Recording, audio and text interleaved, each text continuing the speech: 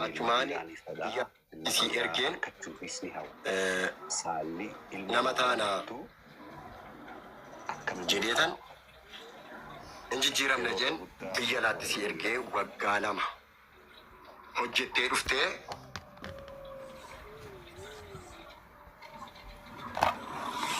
ani bakka waggaa lama iyyuu hin finne ani bakka nu jedhu sana badeera ijoollee koo amaanaa rabbii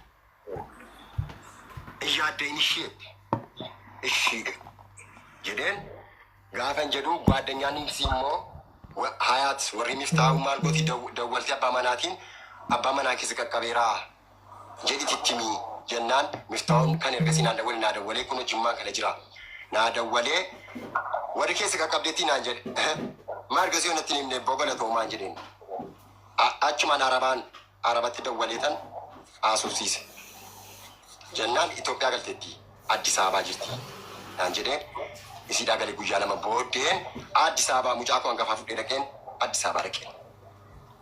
Addis Ababaa dhaqee gaafan jedhu isheen dhuftee Najjuu Huseen kan jedhamu gurbaa amma suuraarra jiru wajjiniin ta'aniitii boolee irraa sii fuudhanii waan ragaatti hin qabnee fi waan ragaa fi jennaan fiduu hin dandeenye gimmittiidhaan maqaan balleessin dubbadhu.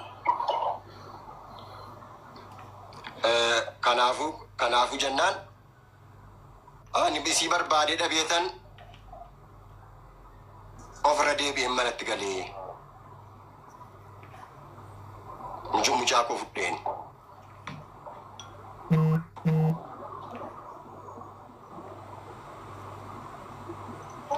Okay.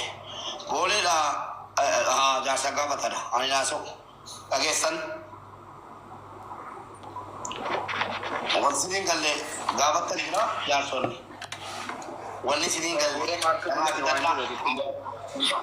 Wan sini galle Rafita tanjira beauty tu nunggu bati. Ana.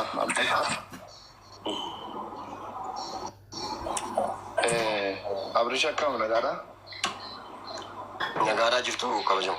Jira abdii geetachuuti gaaffiin koo nagaa turtanii ala siin dhuftu nagaa turtanii simachuu tuusitti dhufte haadha manaa keetii hoositti ergeewu. Nagaa qabna maal kun wamaa walii naasofna nagaan itti jiramu haa tokko itti biraan jiru. Nagaa turtanii sammoo ergasii amma ila isa yeroon shanyoo jechuudha isa yeroon shanyoo Addis Ababaa irratti afooti lilla wanta ti waan naasaa namarraa dhagayees waan ati gooteetta jedhamees jennaan afootu si jedheera jettee jennaan anis afootu si jedheera dhin shanyee kanaan booda nagummaa akkamii qabna lolisa tokko hin qabnu. Kanaafuu gidduu keessan lamaan rakkoon hin turre jechuudha ala siin achi gaatu. Rakkoon hin jiru. Garuu rakkoon jiru isinii informationii callumettee informationii sabaafu funaannatti. Namatu adda nu baasaara malee aanaaf seen nagaa. Ishii deebisaa. Ishiin dhuftu jechuun gaaffiin keenya kan biraa jira. Isiin gaafanna akkuma si gaafannu ani ana waasii waammatte miti isin immoo iddoo kana waasii waammatte nageenya jechuudha dhugaa jiru. Amma jechuun sila yeroo dubbataman sitti muraa ture badii si birattan sitti maammaan ijoollee keessan guddisuu biyyaa baatee achitti akka tisii arrabsite faan dhagaye odeeffannoon dhagaye sila himamaa turetti jechuudha. Asii achi araba faana akkana taata faanaan jedhaa ture abbaa kofaa footoo gadi garagalchee arrabsaa ture maal jedhaa turte sun isa araaramtaniittu moo inni kun hin jiru soba dubbichi. Erga dhuftee kanan gadi go amaa inni abbaan maal naan jedha bagaga na arrabsin abbaan baga gammadde kaa infuute jedhani jedhee kee waan kanaan jedhee arrabsin abbaan erga Addis Ababaa galtee jikko maatii bira turte orgol deebiteeti kan isiitu haa TikTok irratti gadhiise guyyaa isaa hundi ilaalamuu ni danda'a. Sana dura tuu isiin achi jirtu waliin lollee walitti hin buuneesin.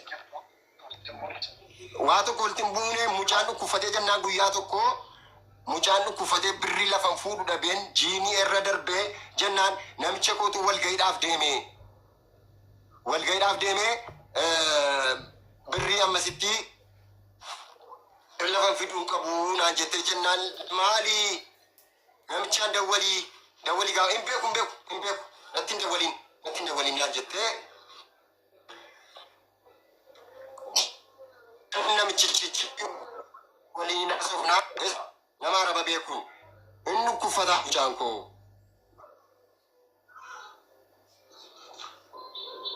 dhukkubni amni rabbiiti nama birrii baadhatee taa'u namatti hin dhufu ergaa immoo mucaa kootiif kanaaf naan taane yoomii fi achi bakka beettullee liqeeffadhuuti naa ergee dadhabeetan isma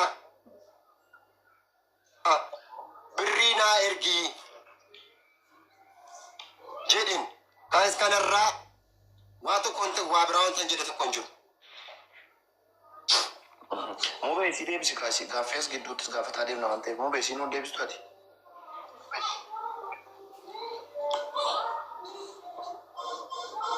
Abrish amma shidee. Dhaggeeffachuu qabdi fani nageenya akkasii hin jenneef anuutu taaptaap godhamaa eegne bareeda.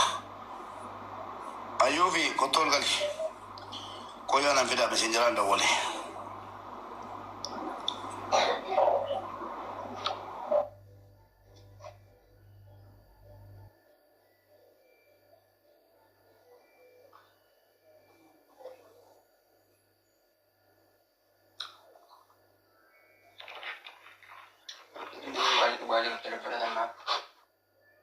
Kopling ishee godha modereetarii mana kana yoo argitan galcha ayyuu fi.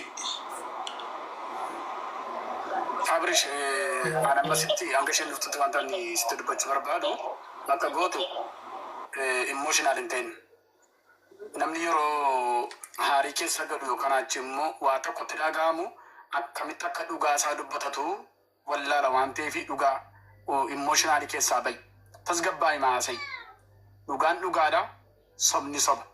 Waan balleessitee si balleesseeraa jedhe dubbatu. Maaliif ati yoo dubbachuu baatte namni taa'ee isa dhaggeeffachaa jiru kuni badii keessatti hima. Badii kee irratti immoo dirqama qabda waan ta'eef.